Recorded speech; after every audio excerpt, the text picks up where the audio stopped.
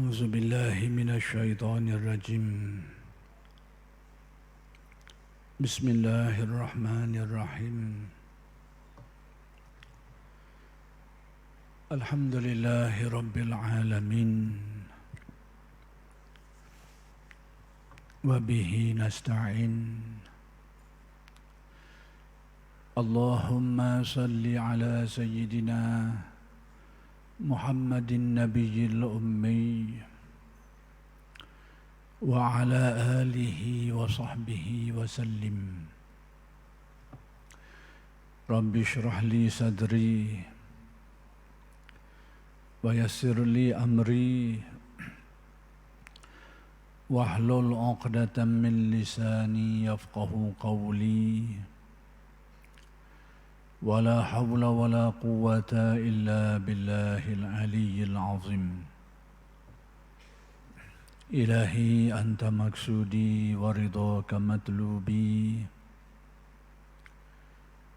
أعطني محبتك ومعرفتك. السلام عليكم ورحمة الله وبركاته. Alhamdulillah wa syukru lillah wassalatu wassalamu ala rasulillah amma ba'du. Pertama sekali kita bersyukur kehadrat Allah Subhanahu wa ta'ala yang telah melimpahkan dan mengurniakan kepada kita nikmat-nikmat yang sangat banyak zahir dan batin. Mudah-mudahan segala nikmat-nikmat itu sentiasa dikurniakan kepada kita dan dijadikan kita orang-orang yang mensyukuri nikmat. Mudah-mudahan dengan berkat syukur bukan sahaja nikmat yang sedia ada itu dikekalkan tetapi ditambah lagi oleh Allah Subhanahu wa taala. Dan insya-Allah pada malam ini kuliah Masjid Abidin ingin meneruskan huraian kalam hikmat Al-Syeikh Ahmad Ibn Atta'illah Al-Iskandari radhiyallahu anhu. Kalam hikmat yang ingin dijelaskan pada malam ini ialah kalam hikmat yang ke-216.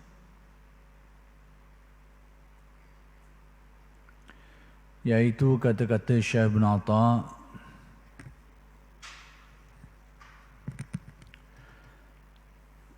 kama la yuhibbul amal al-mushtaraka kadzalika la yuhibbul qalba al-mushtaraka. Al-amalul mushtaraku la yaqbaluhu wal qalbul mushtaraku la yuqbilu alaihi. Sebagaimana Allah tidak menerima amal yang dipersekutukan dengan lainnya, demikian pula Allah tidak suka pada hati yang bersekutu. Amal perbuatan yang dipersekutukan kepada sesuatu selain Allah tidak akan diterima oleh Allah. Dan hati yang bersekutu tidak menghadap kepadanya, yakni kepada Allah. Menerusi kalam hikmat Syekh Ibn Atta' yang ke-216 ini, Syekh Ibn Atta' ingin menjelaskan konsep syirik.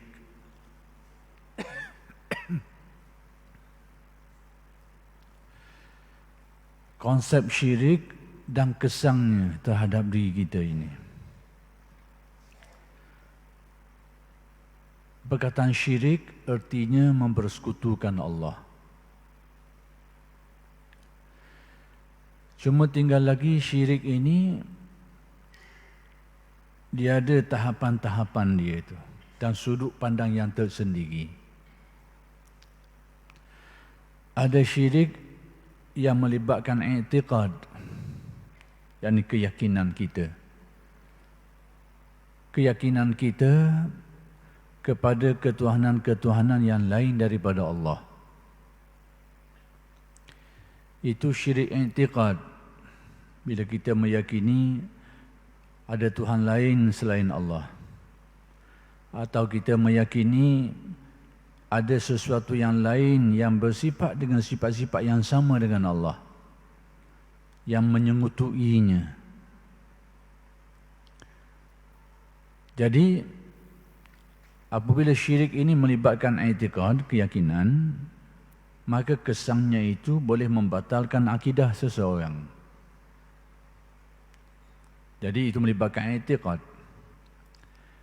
Adapun yang dibahaskan dalam tasawuf, sekalipun atas nama syirik, tetapi bukan maksud syirik i'tiqad itu. Bukan syirik i'tiqad. Iaitu syirik yang melibatkan amalan dan juga syirik yang melibatkan zauk ataupun melibatkan tumpuan hati. Dua-dua syirik ini atas nama syirik belaka, tetapi berbeza dari segi kesannya terhadap manusia, terhadap orang yang beriman. Kalau syirik dari segi i'tiqad, keyakinan, batal iman dia, rosak. Adapun syirik pada amalan, yang dimaksudkan, maksud syirik amalan ni akan dijelaskanlah. Syirik macam mana ni? Bukan bererti syirik menyembah kepada yang lain dari Allah dan mempersekutukannya. Itu termasuk syirik i'tiqad. Syirik amalan akan dijelaskan nanti. Atau syirik qalbu, syirik hati. Dua-dua syirik ini tidaklah membawa kesan batalnya iman, tetapi dia membawa kesan-kesan yang lain yang akan saya jelaskan. Jadi saya sengaja menjelaskan ini supaya orang tidak terkeliru dengan istilah syirik ini. Kadang-kadang setengah orang tu dia borong sekali. Atas nama syirik, semuanya membatalkan iman, merosakkan iman. Tidak. Ada hal-hal yang perlu kita fahami. Jadi kalau syirik yang membatalkan iman itu jelas disebut dalam Al-Quran. Iaitu Allah Subhanahu Wa Taala menyebutnya dalam Al-Quran dengan jelas. Berkaitan dengan syirik ini. Setiap taubat, maksud dari firman Allah tu, kesalahan dan dosa yang dibuat oleh manusia itu diterima, kecuali syirik. Dengan erti dosa-dosa yang dibuat oleh manusia ni, hak lain-lain ni, macam-macam tak kira lah, yang sekecil-kecilnya, sekecil-kecilnya ataupun sebesar-besarnya itu, semuanya itu ada kemungkinan diterima oleh Allah taubatnya. Innallaha, apa tu Allah menyebut dalam Al-Quran, Allah Ta'ala tidak, innallaha la yaghfiru an yushraka bihi wa yaghfiru ma duna dzalika liman yasha.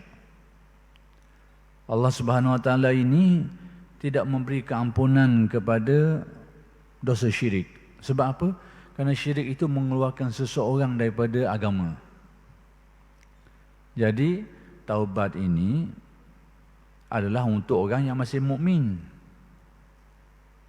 Jadi diterima taubat, dan dia itu dilakukan oleh orang yang masih sabit iman dia.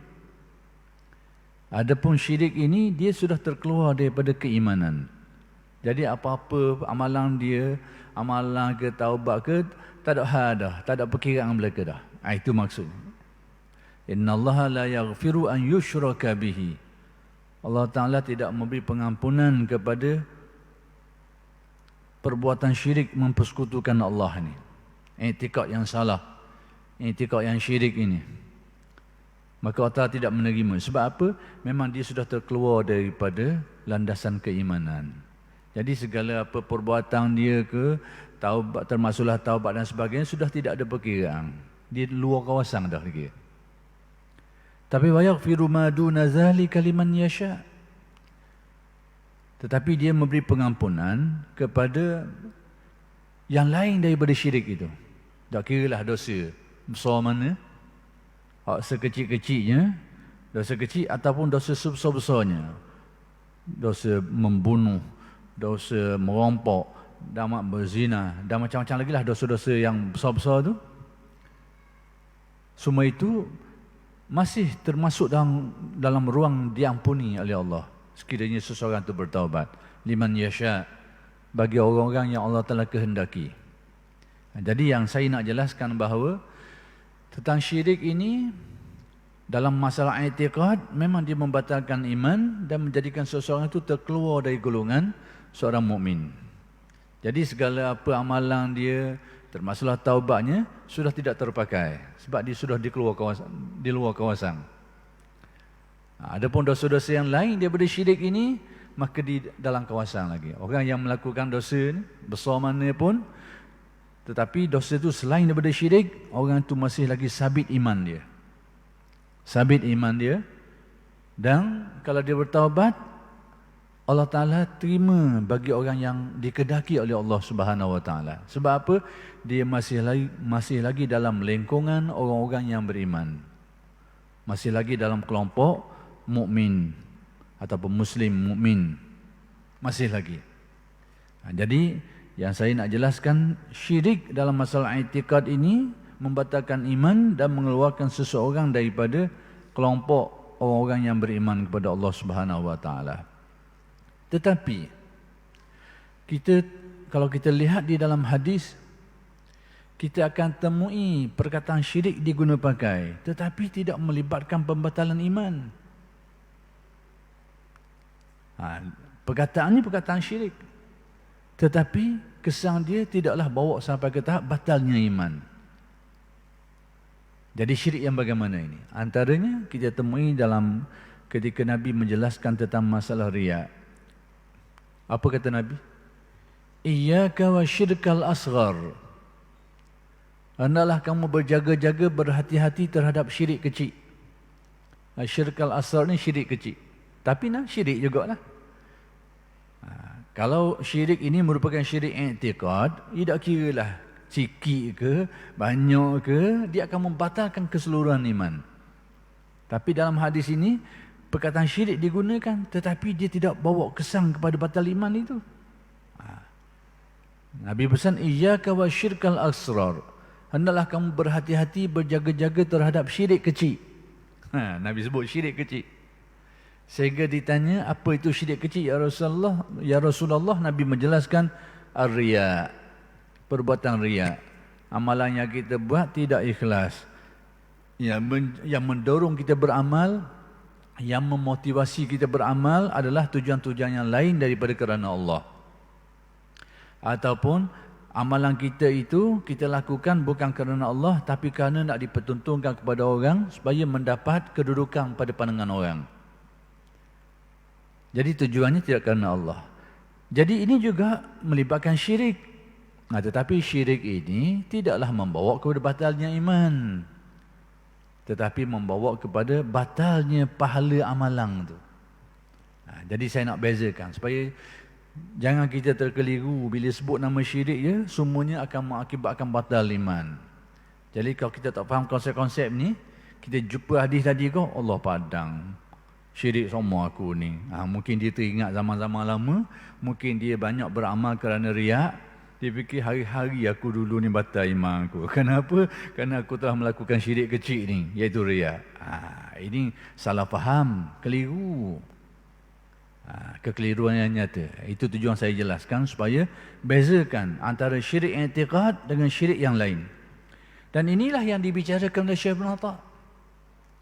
Yang sedang dibicarakan oleh Syekh Ibn Atta' dalam kalam hikmat yang ke-216 ini, sekalipun berkait dengan persoalan syirik, tetapi dia tidak melibatkan syirik i'tiqad. Dia melibatkan syirik yang lain daripada i'tiqad itu.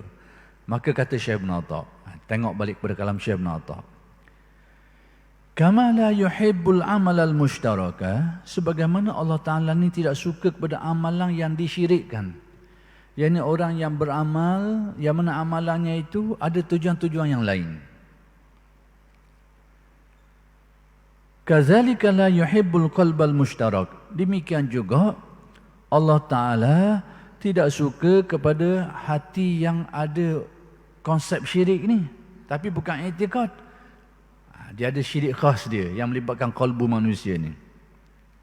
Kemudian kata Syekh Ibn Atta, al-amalul mushtarak, amalan yang diamalkan itu yang ada unsur-unsur syirik tujuannya itu, la yaqbaluhu, amalan itu tidak diterima oleh Allah.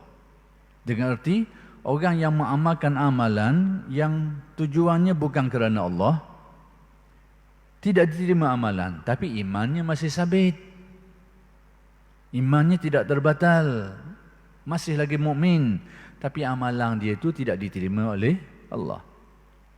Wal qalbul mushtarak, adapun hati yang syirik pula ni, la yuqbilu alaihi, tidak dapatlah menghadap, bertawajuh sehingga membuahkan makrifat terhadap Allah yang akan saya terangkan. Apa maksud semua ni? Baik, kita balik semula. Malam ni kita lekok banyak kali sekian, banyak orang. Jadi sekarang Syekh Ibn Atta menyatakan Allah Ta'ala ni tidak suka kepada amal yang syirik. Apa itu amal yang syirik? Amalan-amalan yang dilakukan tujuannya bukan kerana Allah. Baik, amalan-amalan yang dilakukan yang tujuannya bukan kerana Allah ni banyak tahap. Telah dihuraikan oleh alim ulama, terutamanya ulama tasawuf dan kitab-kitab mereka tu. Mereka kata macam mana? Sekiranya amalan itu 100% dilakukan bukan kerana Allah. Dia buat amalan semata-mata nak tunjuk orang, supaya orang tengok dia beramal, lalu dia mendapat tempat pada pandangan orang tu. Sehingga orang kata dia ni ahli ibadah, orang kata dia ni orang yang alim, orang kata dia gitu dah ini. Memang itu tujuan dia, semata-mata. Ini memang pure, asli riaknya. Dan ini menyebabkan amal itu tidak diterima, ditolak mentah-mentah. Amalan itu tidak diterima oleh Allah, yang tidak diganjari. Cuma bagaimana dengan amalan yang capu, separuh-separuh? Kita tengok dari segi amalan dulu. Jadi sekarang yang kita bahaskan bukan syirik pada i'tiqad, tapi syirik pada amalan, pada niat dan tujuan. Bagaimana dengan amalan yang bercampur? Ulama-ulama menjelaskan kalau sesuatu amalan tu yang ada campur antara ikhlas kerana Allah dengan riya, campur dua. Kena tengok apa dhabit dia, apa ukuran dia. Ini menurut huraian ulama lah. Sebab hadis tidak menghuraikan secara detail tentang perkara ini. Ulama menjelaskannya. Mudah-mudahan apa yang dijelaskan ulama itu adalah sesuatu yang tepat. Dia kata ada setengahnya tu dia ukuran yang diberi, dhabit yang diberi tu dia tengok peratusan. Mana hak lebih besar? Tujuan tu, ada tujuan kerana Allah dengan tujuan orang lain itu, hak mana lebih berat? Kalaulah tujuan kerana Allah tu lebih kuat, 60, 70%, 80%, ada 30% tujuan riya, amal tu masih diterima, tapi markahnya kurang lah. Begitu. Mungkin dorongan kerana Allah tu lebih kuat, tapi mari juga separuh ni, 30% ni tujuan orang lain tu. Ini sebalik kot sikit. Jadi masih diterima kata ulama, tapi markahnya copeng hilang. Segolongan mereka tu mereka membuat dhabit yang lain. Dia kata mana usul, mana furu', mana tujuan hak asal, mana tujuan hak baru mari. Dia tengok kot tu pula. Hak asalnya riak ke tak? Mana hak asal tu? Sekiranya hak asal tu bukan riak kerana Allah, riak tu mari tengah jalan, maka masih diterima amalan tu. Cuma copeng markah dia tu hilang. Hilang bahagian riak dia tu. Contoh macam mana? Dia beramal, dia sembahyang sunat contohnya. Dia membiasakan diri dengan sembahyang sunat. Sembahyang sunat qabliyah, ba'diyah, duha dan sebagainya lah. Dia buat macam biasa. Itulah dorongan tak ada lain melainkan kerana Allah. Satu hari dia beramal, memang dia buat sembahyang tu kerana Allah Ta'ala. Tapi tolong ada orang. Ada orang lalu mari tambah dalam hati dia tu niat lain sikit, supaya orang tu tengok, tahu dia buat benda ni. Itu cabang dipanggil. Hak asal dia tak gitu. Ni mari campur separuh.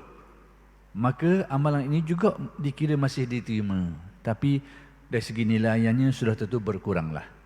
Hilanglah sebahagian. Secopeng itu hilanglah. Menurut kadar riaknya tu. Inilah dhabit yang diberikan oleh alim ulama dalam menjelaskan niat yang bercampur ni. Adapun yang secara total, niatnya itu bukan kerana Allah, apa yang dia buat tu semata-mata kerana tujuan yang lain, maka sudah tentu amal ini tertolak seluruhnya, tidak diterima oleh Allah Subhanahu wa taala. Itu menurut ulama yang menjelaskan. Jadi sekarang balik kepada kalam Syekh Ibn Atha. Allah Taala ni tidak suka kepada amal yang ada unsur syirik ni. Allah tak suka amalan tu. Sebab tu tidak terima.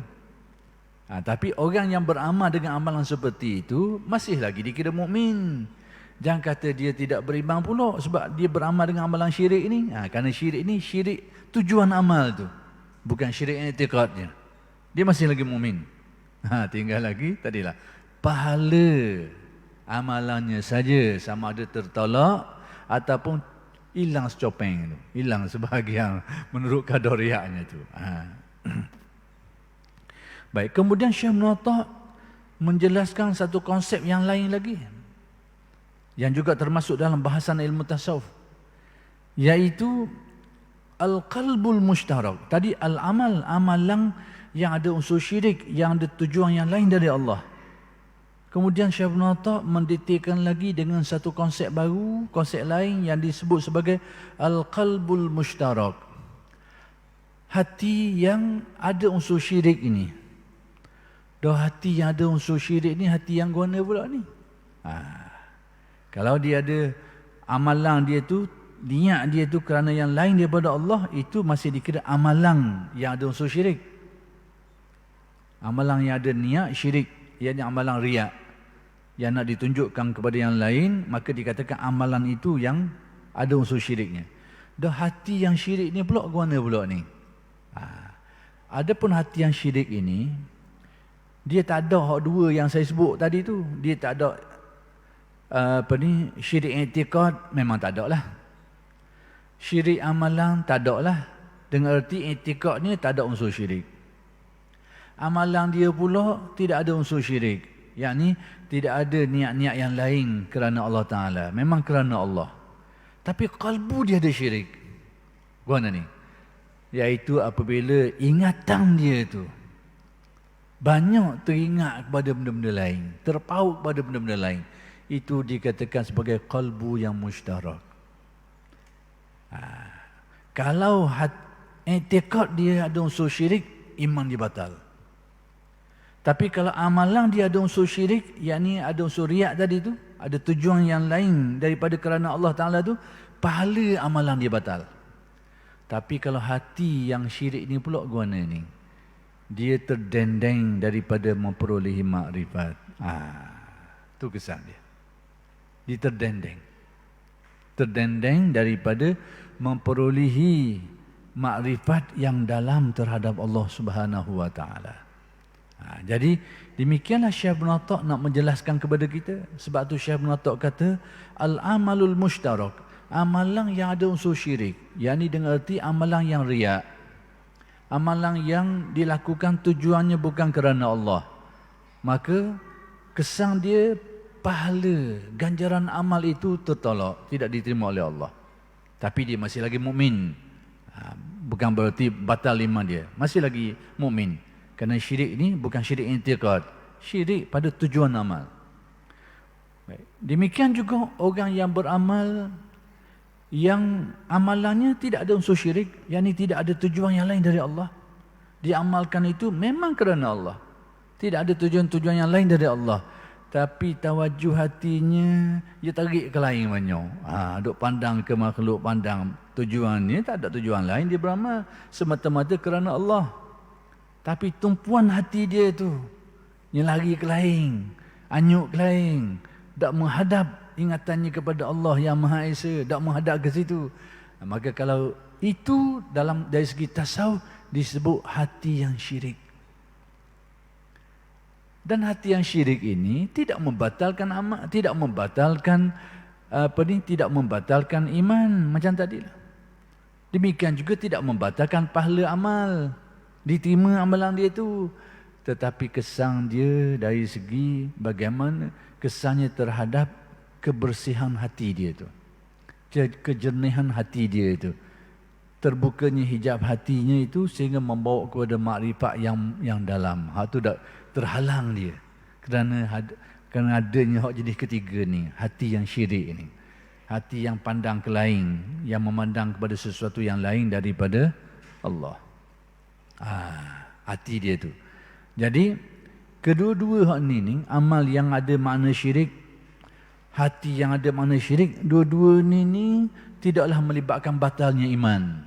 Jangan tersalah.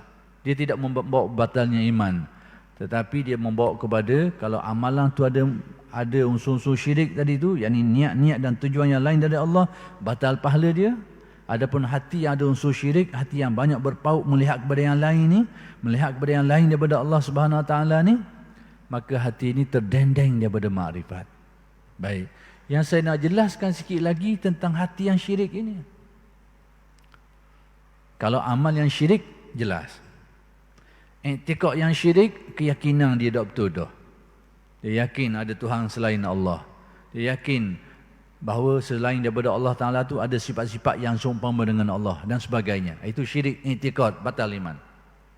Syirik amalan ini, bila dia beramal, tujuan dia bukan kerana Allah.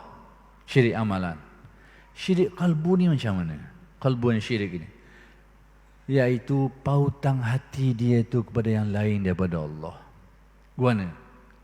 Dia yakin Allah Ta'ala tu maha kuasa, contoh. Dia yakin Allah Ta'ala tu maha kuasa, maha berkehendak menentukan sesuatu. Tetapi pautan hati dia tu kuat bergantung pada sebab musabab. Ikatan dia tu. Tapi keyakinan i'tiqad dia tetap sama, bahawa tidak ada yang maha kuasa melainkan Allah. Tidak ada yang menentukan segala kejadian melainkan Allah. Itu memang asas keyakinan dia. Tapi perasaan dia banyak paut. Ni beza sikit antara i'tiqad dengan perasaan. Sini kadang-kadang kalau orang tak nak beza, dia jadi semabur ni. Semabur. I'tiqad tu keyakinan dalam hati kita bahawa tidak ada yang maha kuasa melainkan Allah. Antaranya, tidak ada yang menentukan segala kejadian melainkan Allah. Itu i'tiqad kita. Tapi dalam perasaan kita, hati kita kadang-kadang banyak paut pada sebab. Contoh macam mana? Kita tahu bahawa hidup mati ini adalah semata-mata dengan kehendak dan kekuasaan Allah. Itu menjadi keyakinan kita. Dan kita tidak ragu benda itu. Tapi antara sebab-sebab kematian ini, antara banyak sebab lah kematian ni.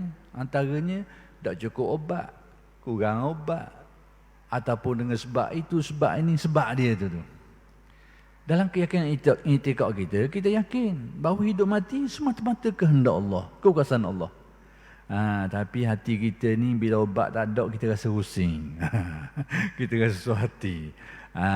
Sekalipun kita ada keyakinan hidup mati memang dia kehendak dia, tapi hati kita kuat juga paut dengan obat. Tapi kita tetap tidak meyakini obat tu boleh menyebab, tak ada obat boleh menyebabkan kematian. Tak juga. Tapi paut tu kuat sikit. Tak ada tu gelisah juga kita. Tak ada tu pusing juga kita. Itu tanda hati kita melihat kepada yang lain dari Allah. Yang ini tidak membatalkan iman. Jangan kata batal iman pula ni. Tetapi mendendeng kita daripada makrifat. Inilah yang disebut oleh Syekh Ibn Atta sebagai qalbul mushtarak. Hati yang syirik. Bukan berarti hati yang beriktikad syirik, tidak. Hati yang banyak paut kepada sebab-musabab yang lain daripada Allah. Tapi bukan meyakininya, tapi paut tu. Nak kata apa? Ini melibatkan perasaan. Contoh dalam bab rezeki. Kita semua yakin antara tauhid yang menjadi keyakinan kita, termasuk dalam pengertian la ilaha illallah, antara makna-maknanya bahawa tidak ada yang memberi rezeki melainkan Allah. Maksudnya orang dapat rezeki ke tak dapat rezeki je, itu memang semata-mata kerja Allah. Orang ni dapat banyak, orang ni dapat sikit, semua itu merupakan kerja Allah Ta'ala yang memberi rezeki. Tetapi rezeki ni ada sebab-sebab dia. Sebab-sebab dia ni, sebab-sebab rezeki ni banyaklah. Antaranya boleh projek, antaranya boleh kerja, antaranya orang beri, antaranya boleh harta saka, antaranya temu harta karung. Macam-macam cara sebab orang jadi dapat rezeki ni. Kadang-kadang orang beri. Jadi bermacam-macam sebab. Tetapi kita ni dalam keyakinan tetap sama, bahawa tidak ada yang memberi rezeki melainkan Allah. Cuma tinggal lagi bila hati kita ni tanda berpaut pada sebab musabab ni, bila kita tengok sebab-sebab rezeki itu tak ada, kita jadi susah hati. Kita jadi gelisah, susah hati. Itu tanda hati kita melihat kepada yang lain daripada Allah. Bukan beriktikad, tapi merasai, bergantung perasaannya itu kepada yang lain daripada Allah. Inilah yang dimaksudkan sebagai al-qalbul mushtarak. Hati yang ada makna syirik. Maka hati yang ada makna syirik ini tidaklah mengakibatkan batal iman. Tetapi kesan dia, hatinya itu terdendeng daripada memperolehi makrifat terhadap Allah Subhanahu wa taala. Contoh pertolongan. Kita beri contoh banyak supaya nampak molek ni. Saya takut orang langkau sepadang ini, 3 sepadang dekat-dekat ni. I'tikad syirik, amalan syirik dengan hati yang syirik ni. Kita takut orang langkau sepadang, akhir sekali dia jadi ragu dan bimbang terhadap diri sendiri. Allah, dia fikir mana ni, aku bila tak ada rezeki ni, susah hati ni, syirik dah, aku padang dah, batal iman. Kita takut dia terbabah kita dalam situ.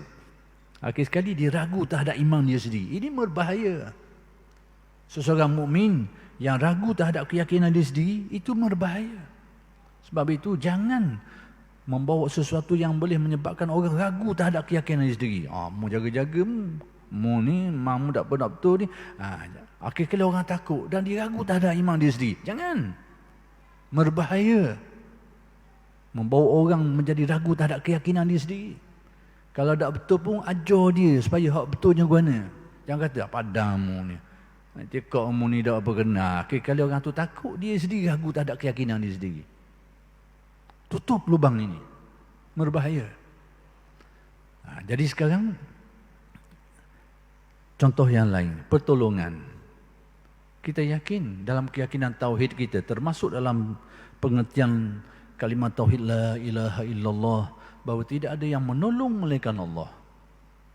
Termasuk dalam al-asma'ul husna, yakni sebahagian dari perbuatan Allah.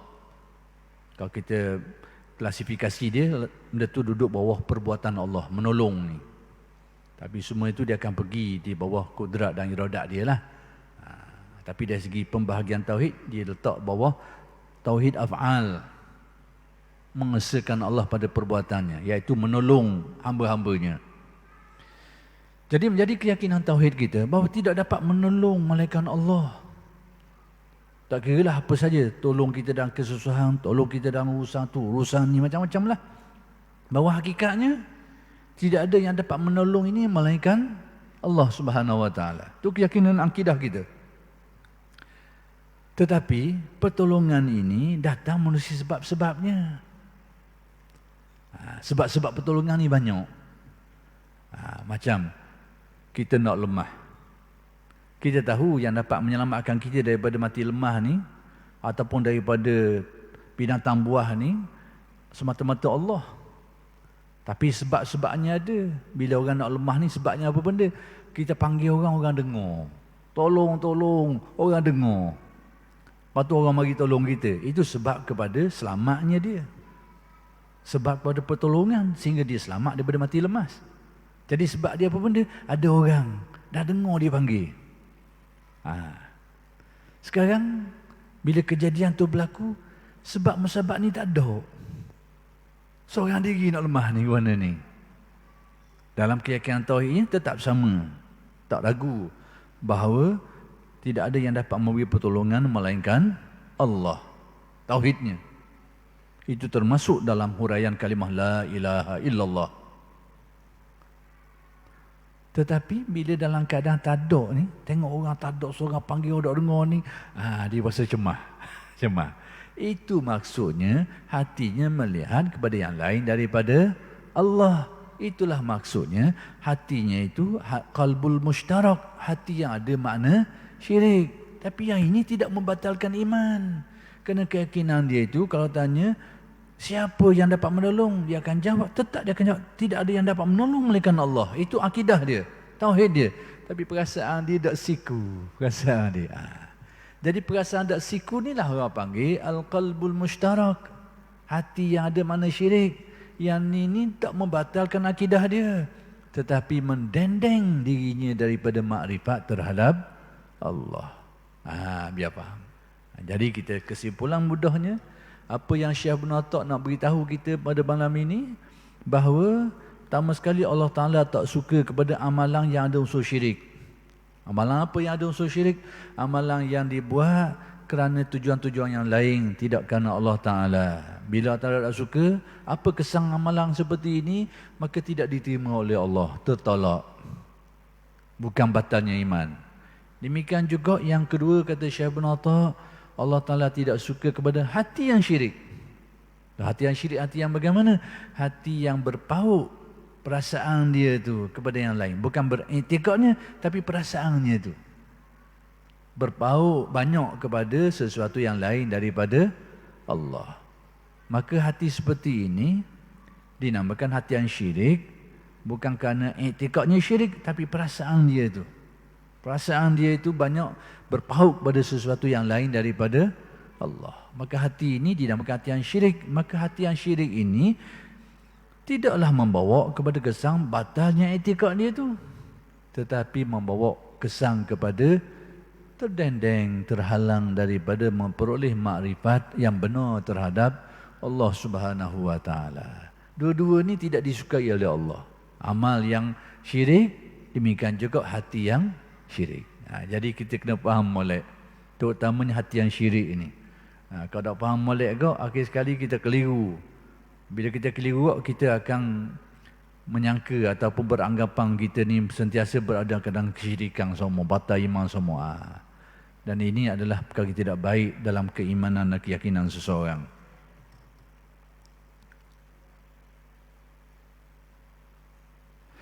Baik, tengok pada syarahnya.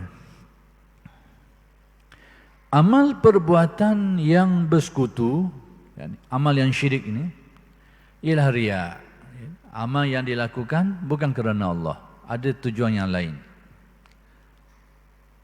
Sum'ah pun sama. Sebenarnya sum'ah ni cabang riya juga, iaitu amalan yang dibuat kerana yang lain, supaya orang tahu, orang sebut-sebut tentang amalan dia tu. Itu juga amalan yang dibuat bukan kerana Allah. Jadi riya dengan sum'ah ni sebenarnya adik-beradik, lebih kurang ya. Kalau riya tu dia buat supaya dilihat oleh orang, sum'ah ni dia buat sesuatu didengar oleh orang dan menjadi sebutan orang. Dua-dua tu merupakan amalan yang dibuat bukan kerana Allah. Dan yang dia buat amalan yang dia buat. Baik, hati yang bersekutu. Baik, hati yang bersekutu iaitu yang masih merasa cinta atau berpaut kepada lain Allah Ta'ala. Itu pula hati yang bersekutu ni, hati yang pautang dia kepada sebab musabab tu kuat, sehingga dia menarik perhatian kalbu dia tu kepada yang lain selain daripada Allah Ta'ala. Ini bukan pada i'tikad tapi pada perasaan. Makanya ini akan menjadikan apa? Jadi yang masih merasa cinta kepada lain Allah dan mengharap atau takut menyandar kepada lain daripada Allah Subhanahu wa Ta'ala. Ia masih mengharapkan, masih takut dan masih bersandar kepada yang lain daripada Allah. Pautang hati dia masih harap kepada yang lain, takut kepada yang lain, bukan pada i'tikadnya, pada perasaannya. Masih bersandar kepada yang lain. Kalau i'tikad, batallah iman dia tu. Kena beza di sini. Jadi oleh kena sudah sampai kena ni kita berhenti setakat ini dulu, dan insya-Allah akan bersambung huraian kalam hikmat ini pada kali-kali yang akan datang kalau masih ada ruang. Aqulu qawli hadza wa astaghfirullahal azim li wa lakum. Assalamualaikum warahmatullahi wabarakatuh.